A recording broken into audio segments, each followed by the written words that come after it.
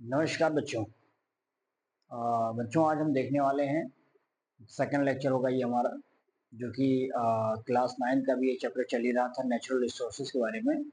कल मैंने आपको बताया था कि नेचर में मिलने वाली जितने भी विरासत में हमें मिली हैं, उन्हीं रिसोर्सेज को हम लोग कंज्यूम करते हैं, और वो सारे resources which are used by the humans, that is called the natural resource. ये सारी बातें हम लोगों ने फर्स्ट लेक्चर में देख लिया था। आज हम बात करने वाले हैं उसी क्रम में आगे, जिसमें हम पहली बात करेंगे। इसमें पहला टॉपिक हमारा होगा एयर पोल्यूशन क्या है। आप जानते हैं कि कोई भी ऐसा सब्सटेंस, कोई गैस, कोई भी ऐसे मटेरियल्स जो या हवा में जो जाके मिल जाए और हवा के जो मिश्रण होते हैं यानी उसमें गंध फैला दें यानी टॉक्सिक कर दें, जिसका इफेक्ट आप देखते हैं कि किसी भी लिविंग ऑर्गेनिज्म के हेल्थ पर भी पड़ता है, वेजिटेशन पे पड़ता है, मॉन्यूमेंट्स पे पड़ता है और बिल्डिंग्स पर पड़ता है। यानी कुल मिलाकर के एयर पोल्यूशन में ऐसी गैसेस, ऐसी चीजें जो हवा में आके मिल जाए, मिलने के बाद अपना एडवर्स इफेक्ट दिखाती है, जिससे बहुत सारा हमको नुकसान होता है। हालांकि इसके बहुत सारे सोर्स होते हैं, चाहे वो कार्बन डाइऑक्साइड हो, जो कार्बन मोनोऑक्साइड हो, नाइट्रोजन डाइऑक्साइड हो, सल्फाइड हो। यानी हम कह सकते हैं कि ये तमाम प्रकार के जो गैसेस होती हैं, जो ग्रीन हाउस को भी कहीं ना कहीं इम्पैक्ट यानी इफेक्ट करती हैं, अफेक्टेड करती हैं, वो तमाम चीजें हम लोग इसमें देख लेंगे। कुछ मेन इंपॉर्टेंट जो सोर्स है जो आपके सामने मेरे बोर्ड पे लिखा है, मैं इसको भी समझा देता हूँ। पहले इसका डेफिनेशन ले लेते हैं, ठीक है। बहुत ही सिंपल डेफिनेशन में लिख देता हूँ यहाँ पर, सीधा लिखेंगे इसमें, लिख लेंगे इसमें भैया, लिखेंगे इसमें कि द अक्रेंस और एडिशन ऑफ, देखो, the addition of foreign particles, या उसी में आप बताइए गैसेस, क्योंकि गैस का भी तो पार्टिकल्स उसमें मिलेगा, है ना। या अदर मटेरियल, या लिख लीजिए कुछ अदर मटेरियल्स होते हैं जो कहाँ पे जाते हैं, एयर में चले जाते हैं। और एयर में जाने के बाद आप देखते हैं कि इसका क्या होता है, एडवर्स इफेक्ट आपको दिखाई पड़ता है कहाँ पर, ऑन ह्यूमन हेल्थ। साथ ही साथ जितने भी लिविंग ऑर्गेनिज्म होते हैं, इसके ऊपर भी इसका इफेक्ट दिखाई पड़ता है। वेजिटेशन, जो भी हमारे यहाँ जो घास पेड़ पौधे उस पर नुकसान होगा, बिल्डिंग्स पर भी नुकसान होगा, वेजिटेशन पर नुकसान होगा, और कुछ जो मॉन्यूमेंट्स होते हैं जैसे ताजमहल वगैरह हो गया, इस पर भी इसका प्रभाव देखने को मिलता है। तो वो तमाम चीजें, इसका हमारे ऊपर एक नुकसान हमको मिलता है, जिसको हम बोलते हैं किसके द्वारा, हवा के द्वारा, उसको बोलते हैं एयर पोल्यूशन।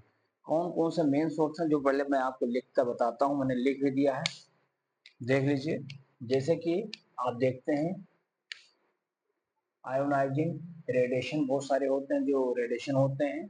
कुछ रेडियो एक्टिव एलिमेंट्स होते हैं जिसका भी इफेक्ट हम एयर पोल्यूशन में देखते हैं। इंडस्ट्री के द्वारा निकलने वाले जो भी एग्जॉस्ट होते हैं, वो भी कहीं ना कहीं हमारे लिए नुकसान करते हैं। भाई इंडस्ट्री क्या हमको जो अमृत थोड़े ना बांच रही है कि ले जाओ 2 किलो अमृत तुम खा लो ना।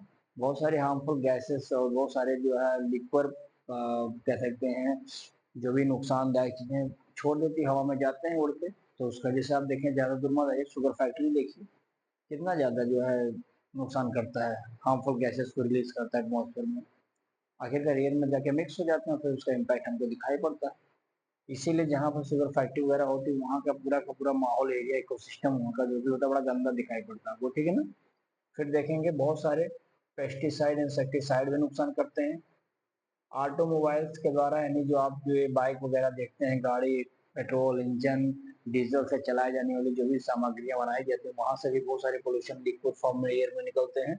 स्मोक जानते हैं, heavy metals and photo chemical smoke, ये तमाम चीजें क्या करती हैं, ये हमारे लिए एयर पोल्यूशन काज करने में मुख्य भूमिका निभाती हैं, जिसका एडवर्स इफेक्ट हम जैसे लिविंग ऑर्गेनिज्म और वेजिटेशन और बिल्डिंग जैसे मॉन्यूमेंट्स को देखने को मिलता है, जिसका खामियाजा हम लोगों को तुरंत तो भोगना ही पड़ता है, और आने वाली जो हमारी जनरेशन होती है उसको भी इसका इफेक्ट दिखाई पड़ता है, ठीक है ना। तो इस चीजों से बचना है, सेफ आवर इन्वायरमेंट, ठीक, to become a healthy person, तभी हो पाएंगे आप। अभी इसमें कुछ और चीजें हैं, जैसे मैं आपको बताऊं, स्पेशली अगर सोर्स और आपसे पूछा जाएगा तो कह देना इसमें आपका मिलता है कौन सा, CO2। जानते हैं CO2 को, क्या नाम है इसका, कार्बन डाइऑक्साइड। कार्बन डाइऑक्साइड आपको पता होगा दोस्तों कि ये हमारा एयर। अच्छा देखिए, जितनी भी चीजें मैंने आपसे बताई थी, ये सारे सब्सटेंस जो कि एयर पोल्यूशन काज करते हैं, उसको एयर पॉल्यूटेंट के नाम से ज्यादा ध्यान देना। क्या इसको बोलते हैं? Air pollutants. ये कुछ और नहीं है, ये वो तमाम चीजें हैं जिसके द्वारा हमें एयर पोल्यूशन देखने को मिलता है। अब इसमें बात करते हैं CO2 में। देखो CO2 कुछ नहीं भाई, बहुत सिंपल है। एटमॉस्फेयर में ये पाया जाता है। कहाँ पे होता है? एटमॉस्फेयर में होता है। कब आपको दिखाई पड़ेगा? During the combustion. जब कोई चीज जलाया जाता है तो उसी समय कंबर्शन आप होता है किसका? फ्यूल का, ईंधन का। कंबर्शन ऑफ जो फ्यूल होता है ना, यहाँ से निकलता है। बहुत सारे फैक्ट्रीज से भी निकलते हैं, हाउस होल्ड से भी निकलता है। समझ आई बात है ना? और ये क्या करता है? आगे बढ़ करके राइज करता, बढ़ा देता है। क्या बढ़ाता है? राइज कर देता है एटमॉस्फेयर का टेम्परेचर। और इससे कहीं ना कहीं ग्रीन हाउस इफेक्ट भी दिखाई पड़ता है। तो ये चीजें कौन करवा रहा है? CO2 करवा रहा है। कुछ और भी मैं आपको बताऊं सोर्स, जैसे ये पहला आपने देख ही लिया। दूसरे नंबर पर मैं लेता हूँ कार्बन मोनोऑक्साइड, CO। मैं शॉर्ट फॉर्म लिखता हूँ, आप ध्यान से देखिएगा। कार्बन मोनोऑक्साइड कहा जाता है, ठीक है। ये जब इनकम्प्लीट कंबर्शन, मतलब सिंपल अधपका जलता है, ये पूरा नहीं जलता है, ध्यान देना।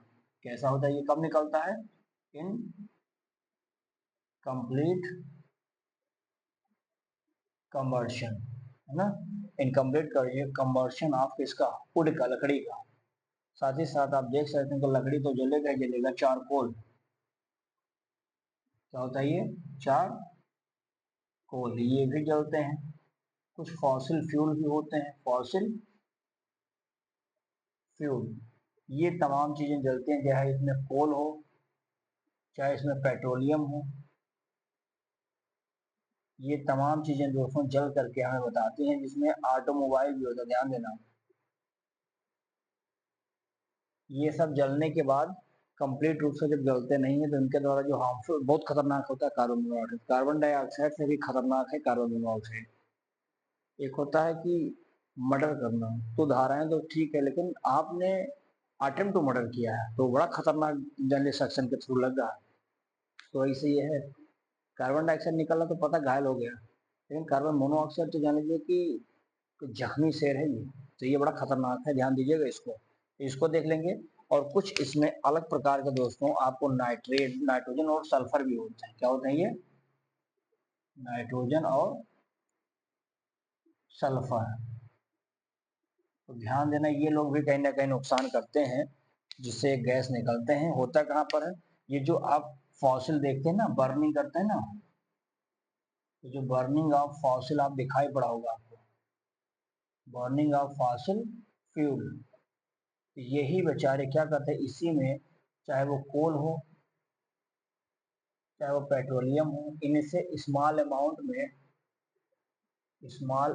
में आपको नाइट्रोजन या फिर सल्फर, ये सब चीजें देखने को मिलती हैं। और फाइनली ये लोग जा करके एटमॉस्फेयर में एक प्रकार से करेंगे, एक एयर पोल्यूशन काज करते हैं। क्या करते हैं ये लोग? एयर पोल्यूशन काज करते हैं, ठीक है बात है। इतनी सारी चीजें आपको ध्यान में रखना है। और यही लगे हाथ मैं आपको एक चीज और समझा देता हूँ। स्मोक क्या है? स्मोक क्या भाई? स्मोक नाम से क्लियर होगा। स्मोक माने क्या होता है? आप सुबह सुबह तक कोहरा है ना, कोहरे को स्मोक कहा जाता है। तो देख लीजिए, कुछ है नहीं इसमें। कहिए कि एक मिक्सचर है। क्या है?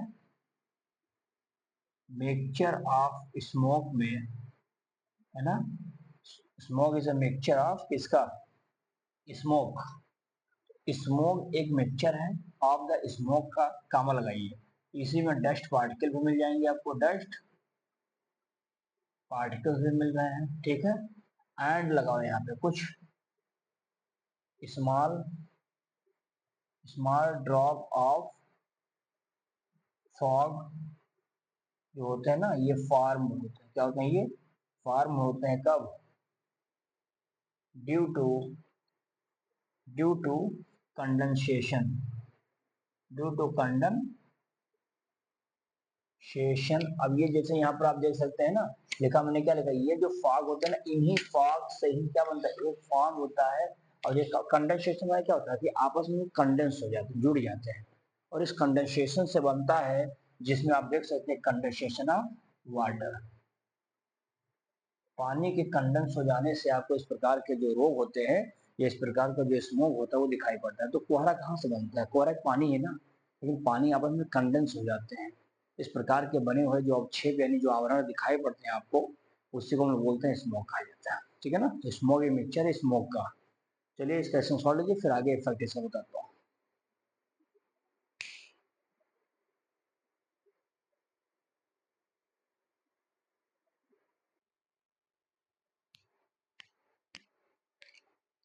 चलिए भैया, अब हम देखेंगे इसमें इफेक्ट ऑफ एयर पोल्यूशन। अगर एयर पोल्यूशन ज़्यादा हो जाए तो इसका क्या प्रभाव दिखाई पड़ेगा? तो सबसे इम्पोर्टेंट प्रभाव दोस्तों ये दिखाई पड़ेगा कि अगर एटमॉस्फेयर में कार्बन मोनोऑक्साइड की मात्रा सबसे ज़्यादा हो गई तो सीधा ही अटैक करता है हमारे ब्लड में पाए जाने वाले हीमोग्लोबिन पर। ये जा करके हीमोग्लोबिन से कंबाइन कर जाएगा और जिससे हमारे बॉडी में एक सफोकेशन हो जाएगा, यानी आप सांस नहीं ले पाएंगे सफिशिएंटली। ठीक है ना, ये ध्यान देना। ये SO2 अगर ये ज़्यादा हो जाए तो ये क्या करता है, कहीं ना कहीं रिस्पायरेटरी सिस्टम में अपना एडवर्स इफेक्ट दिखाता है। नाइट्रोजन मोनोऑक्साइड सेम प्रोसेस ये भी करेगा, रिस्पायरेटरी सिस्टम में प्रभावित करेगा और साथ ही साथ इंटरनल ब्लीडिंग में ज़्यादा हेल्प करेगा, वहाँ ज़्यादा काम करेगा। और निमोनिया, कैंसर जैसे रोगों को भी प्रभावित कर देगा, जिससे हमारी बॉडी ज़्यादा एडवर्स इसमें होती है। और साथ ही साथ दोस्तों क्या होता है, depletion of the ozone layer, यानी depletion of ozone layer specially किसके द्वारा होता है? CFCs यानी क्लोरोफ्लोरोकार्बन्स। ये जो गैसेस होते हैं जा करके ओजोन लेयर्स को क्या करते हैं, बेध देती हैं, पेनिट्रेट करती हैं, जिससे सनलाइट के द्वारा आने वाली अल्ट्रावायलेट रेज भी क्या करती हैं, एंट्री कर जाती हैं, जिससे बहुत सारे प्रॉब्लम्स होते हैं, जैसे कि स्किन कैंसर हो सकता है।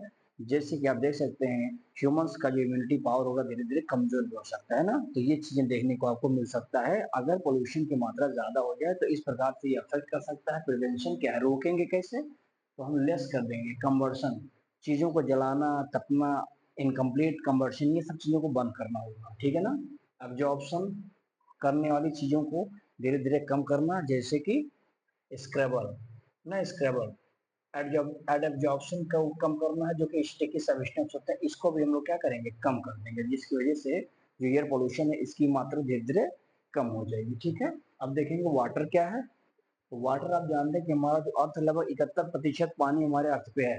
ठीक है ना, और यह विशाल भंडार है। जो वाटर बॉडीज होते हैं, चाहे वो समुद्र हो, चाहे वो सी हो, चाहे वो ओशियन हो, ये सब मिल करके क्या बनाते हैं, एक पानी के लेवल को क्रिएट करते हैं। इसीलिए हम लोग स्पेस से जाते हैं या ऊपर से जाकर हम लोग देखते हैं, हमारा अर्थ नीले कलर का होता है, क्योंकि पानी की मात्रा सबसे ज्यादा यहीं पे है। ठीक है, तो 2/3 हमारा earth is covered by the water. ठीक है ना, जिसमें sea and ocean is a great कह सकते हैं पार्ट्स ऑफ दिस केसेस। साथ ही साथ वाटर वेपर की मात्रा भी बहुत ज्यादा हमारे अर्थ पे है, वो भी कहने के वाटर बॉडीज का ही एक हिस्सा मान सकते हैं आप। फिर देखेंगे ये वाटर सैलाइन भी हो सकते हैं, फ्रेश वाटर भी हो सकते हैं, दोनों तरीके के हो सकते हैं, और भी तरीके के पानी से आप देख सकते हैं यहाँ पे। ठीक है, इम्पोर्टेंट है किस लिए? लाइफ एक्टिविटी के लिए पानी बहुत जरूरी है, बिना पानी के जिंदगी संभव नहीं। बहुत सारे एनिमल्स में तो रिप्रोडक्शन भी पानी चाहिए। तो रिप्रोडक्शन करने के लिए, जिंदगी को बेहतर बनाने के लिए, पानी में अपना घर बनाने के लिए, और पानी ही जिंदगी है। जल, सबने सुना होगा मछली जल की रानी है, जीवन है उसका पानी है। तो बहुत सारे लिविंग ऐसे हैं एक्वाटिक एनिमल्स जो हैं या टेरेस्ट्रियल प्लांट जो होते हैं, इनके लिए भी पानी की मात्रा बहुत ही जरूरी है, ताकि उनकी ऑल द सेलुलर एक्टिविटीज जो चल रही है, यानी मेटाबॉलिक एक्टिविटी, वो प्रॉपर रूप से कंप्लीट रूप से चल सके। ठीक है ना, अगर पानी नहीं मिलेगा तो मजा नहीं आने वाला है। खाना खूब खा जाओ, पानी मिले ही ना तो कैसे चल पाओगे, जिंदगी बेकार है। तो everything is depend on the water, है ना। सब चीजों का अपना एक महत्व होता है। फिर देखेंगे क्या करता है ये, वही चीजें जो भी मैंने बता दिया है। देखेंगे वाटर का पोल्यूशन क्या है। वाटर पोल्यूशन में होता है कि removal of the desirable substance from the water bodies. हम लोग जो भी अनडिजायरेबल मटेरियल्स होते हैं इसको पानी से रिमूव करके निकाल देते हैं ना। जैसे आपने सुना होगा गंगा की सफाई, अब गंगा की सफाई चल रही, नदियों की सफाई चल रही है, तो उस नदी के पानी में, इस वाटर बॉडीज में बहुत सारे ऐसे अनडिजायरेबल सब्सटेंस मौजूद हैं, जिसकी वजह से टॉक्सिसिटी बढ़ती चली जा रही है। एक्वाटिक एनिमल्स को, एक्वाटिक्स प्लांट को इसका एडवर्स इफेक्ट देखने को मिलता है। तो उसकी साफ सफाई गवर्नमेंट हमारी कुछ समय बाद एक निरंतर साइक्लिंग पीरियड्स के दौरान क्या करती करती रहती है। ठीक है ना, उसको कम करना, क्योंकि जब अगर वो ज्यादा रहेगा पानी में तो टेम्परेचर उसका बढ़ जाएगा, और टेम्परेचर बढ़ जाने पर उसका कंप्लीट रूप से डायरेक्ट प्रभाव पड़ता है उस जल में पाए जाने वाले प्लांट्स एनिमल पर। साथ ही साथ ग्लोबल वार्मिंग भी बढ़ सकती है, जो ग्रीन हाउस इफेक्ट को भी प्रभावित कर सकता है। तो समझ आती बात है। फिर देखेंगे सोर्स क्या है। तो देखिए, आप फर्टिलाइजर जो भी यूज करते हैं पानी में छोड़ देते हैं, पेस्टिसाइड ये भी वहीं से आता है, डोमेस्टिक सीवेज जो है इंडस्ट्री के द्वारा निकलने वाले जो गंद है, वेस्ट है, इन सब चीजों को हम लोग छोड़ देते हैं। डैम है, पानी डैम में क्या करते हैं, रोक के रखते हैं, जिससे उसका टेम्परेचर क्या होता है, बढ़ता चला जाता है। वही टेम्परेचर जब बढ़ जाता है तो आगे जा करके क्या करते हैं, उससे बहरहाल हम इलेक्ट्रिसिटी वगैरह तैयार करते हैं। लेकिन अब उसी से जब पानी हीट हो जाता है तो उसका टेम्परेचर डिस्टर्ब हो जाता है। टेम्परेचर आगे जब जाएगा ले करके अपने साथ उस टेम्परेचर को, तो फिर जलीय जीवों के अंदर टेम्परेचर का आप देखेंगे एडवर्स इफेक्ट मिलता है, जिसकी वजह से सारे प्लांट्स एनिमल जो छोटे छोटे होते हैं वो भी उस पर इफेक्ट दिखाई पड़ता है, और फाइनली वो डेड हो जाते हैं। तो ये चीज़ अभी कहीं ना कहीं इसका मेन सोर्स है। जैसे industry waste, herbicide, pesticide, detergent है, ऑर्गेनिक वेस्ट है, डोमेस्टिक सीवेज है, एंड आप देख सकते हैं कि रेडियो एक्टिव वेस्ट होते हैं। ये तमाम चीज़ें इसका मुख्य भाग है। प्रिवेंशन क्या है, हम लोग सेटिंग अप करेंगे सीवेज को, यानी हम लोग सीवेज वाटर जो होता है उसको हम ट्रीटमेंट करेंगे, यानी उसको सेटिंग करेंगे। हम क्या करेंगे, यूज करेंगे सेप्टिक टैंक का यूज करेंगे, जिसकी वजह से थोड़ा पोल्यूशन जो होता है वो कम हो जाए, पानी में डिस्चार्ज न किया जाए। फिर हम देखेंगे जो भी डस्ट होगा, जो भी गंदगी होगा, नहीं जो हमारे डस्ट वाटर है इसको वाटर बॉडीज में ट्रांसफर होने से पहले हम लोग एसटीपीज करवाते हैं, सीवेज ट्रीटमेंट प्लांट्स के द्वारा। हम इसके अंदर जो भी वेस्ट जो भी टॉक्सिक होगा इसको रिमूव करवा लेते हैं, फिर उसको वाटर बॉडी में डिस्चार्ज करते हैं, ताकि जो जलीय एनिमल्स प्लांट्स वगैरह हो उस पर इसका इफेक्ट दिखाई ना पड़े। ये चीज होता है इसमें। पब्लिक को अवेयर करिए, पब्लिक को भी जानकारी दीजिए ना कि बेटा तुम गंदगी उठा करके जाके जहुआ पर फेंक आते हो नाले में, गंगा नदी में, ये मत करो। वहाँ भी कुछ जीव है, जंतु है, कुछ जिंदगी है, उनको नुकसान नहीं करना है। ठीक है, ये बात ध्यान रखना। फिर देखेंगे सॉइल एंड मिनरल्स क्या है। द सॉइल डिसाइड करता है किसी पर्टिकुलर स्थान की डाइवर्सिटी को, ठीक है ना। तो diversity of living organism on the earth particular area से decided by the soil. The process of the breaking down of the huge rocks into the smaller या fine minerals या fine particles। कैसे होगा, due to the physical, chemical and biological process is called as the weathering. तो weathering क्या है, weathering is a process which in which the breakdown of the rocks into the soil. Soil में छोटे छोटे part में टूट जाते हैं, सॉइल का फॉर्मेशन हो जाता है, लेकिन उसमें बायोलॉजिकल, केमिकल और अलग अलग प्रकार के जो एक्टिविटीज चलते हैं उनके द्वारा ये प्रोसेस संभव होता है। ठीक है, अब हम बात करेंगे इसमें, फर्स्ट देख लेंगे इसमें क्या है, इन्हीं तीनों के बारे में दो दो बात समझ लेते हैं, फिर इसको समाप्त करते हैं। ठीक है, तो चलिए पहले इसको स्क्रीनशॉट लीजिए, फिर आगे बता देता हूँ।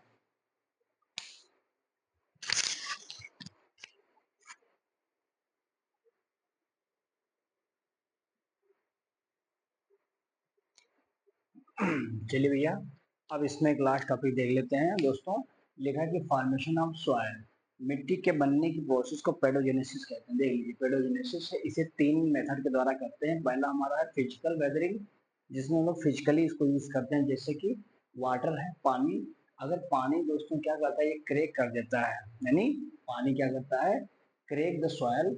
वाटर क्या करता है, उसी में जाकर के फ्रीज हो जाता है। जब थोड़ा सा क्रैकिंग होगा ना, तो पानी उसी स्टोन में जाके भर जाएगा, फ्रिज हो जाएगा। फाइनली जब फ्रिज हो जाता है तो फ्रिज होते समय या इसको ऐसे भी देख सकते हैं कि सन क्या करता है, जैसे सन पड़ता है, सन से रॉक हमारा गर्म हो जाता है, चट्टान, और गर्म होने से दिन के समय और रात के समय वही फैल जाता है, एक्सपेंड हो जाता है। और जब ये फैलेगा, यानी कि देखेंगे, फिर फाइनली कॉन्ट्रैक्ट होगा, और ये सिकुड़ बकड़ुड़ करके क्या करेगा, फाइनली वो चट्टान टूट जाएगा। ठीक है ना, उसको बेदरिंग कहते हैं। दूसरा पानी, पानी के द्वारा भी क्रैकिंग होता है सॉइल, और उसके बाद में उसी में पानी फ्रीज हो जाता है। फाइनली आप देखेंगे विंड, विंड भी कहीं ना कहीं पर चट्टानों को तोड़ने में मदद करता है वेदरिंग में। ठीक है ना, तो this is the three, sun, water and wind came under the physical weathering. Biological में देखिए, बायोलॉजिकल में कोई जीव जंतु होगा, जैसे लाइकेन है, कुछ मॉसेस हैं। देखो, organism like the lichen and mosses, ये ऐसी प्लांट्स होते हैं जो specially grow on the surface of the rock. ठीक है ना, तो चट्टानों के सरफेस पर ये ग्रो करते हैं एंड रिलीज करते हैं कुछ केमिकल्स। और वो केमिकल जब वो रिलीज करते हैं ना, तो होता क्या है कि वो केमिकल जाकर के उसको फाइनली डिकम्पोज यानी डिग्रेड कर तोड़ता है। और साथ ही साथ उस प्लांट के जो रूट्स होते हैं, वो रूट जब डीप जाते हैं तो सॉइल जो चट्टान होता है ना, चट्टान के चारों तरफ बहुत सारे क्रैक्स बना देते हैं, और वही क्रैक फाइनली टूट करके वेदरिंग कन्वर्ट करता है। केमिकल, कुछ रसायन, जैसे कुछ सल्फेट है, क्लोराइड है, फास्फेट है, वो भी क्या, फास्फेट ऑफ कैल्शियम है, phosphate of potassium, phosphate of magnesium, ये क्या करते हैं, चट्टान को थोड़ा पोरस बना, छिद्रित बना देते हैं, और छिद्रित बना देने से यहाँ पानी अंदर तक प्रवेश कर जाता है, एब्जॉर्ब हो जाता है, और फाइनली जब पानी अंदर चला गया तो जाहिर सी बात है कि फाइनली उसको क्रैक करेगा, तोड़ देगा। ठीक है, तो देखेंगे क्या है सॉइल पोल्यूशन का रीजन क्या है, काजेस क्या करता है ये, तो रॉ मैन्योर्स जो कि फार्म या एनिमल्स की मैन्योर्स के द्वारा बनाया जाता है, एग्रीकल्चर वेस्ट, इंडस्ट्री वेस्ट और डोमेस्टिक वेस्ट, यही सब स्पेशली रीजन है सॉइल को पोल्यूट करने के लिए, है ना। फिर देखेंगे टाइप कितने होते हैं, तो पहला है एलुवियल जिसमें लोमी क्ले ज्यादा है, ब्लैक सॉइल जिसमें क्ले ज्यादा है, रेड सॉइल में सैंडी होता है ये, माउंटेन में स्टोन ज्यादा होता है, और जो डेजर्ट होता है रेगिस्तानी उसमें आप देखेंगे तो ऑर्गेनिक कार्बन की कमी होती है, as well as laterite soil में रिच ऑफ आयरन, आयरन की मात्रा सबसे ज्यादा होती है। ठीक है, फिर देखेंगे सॉइल इरोजन क्या है, the removal of the top most layer of the soil, है ना। देखो टॉप मोस्ट लेयर को हम ट्रांसपोर्ट कर देते हैं from the one place to the another place, इससे होता क्या है कि मिट्टी की जो फर्टिलिटी होती है बड़ा नुकसान होता है।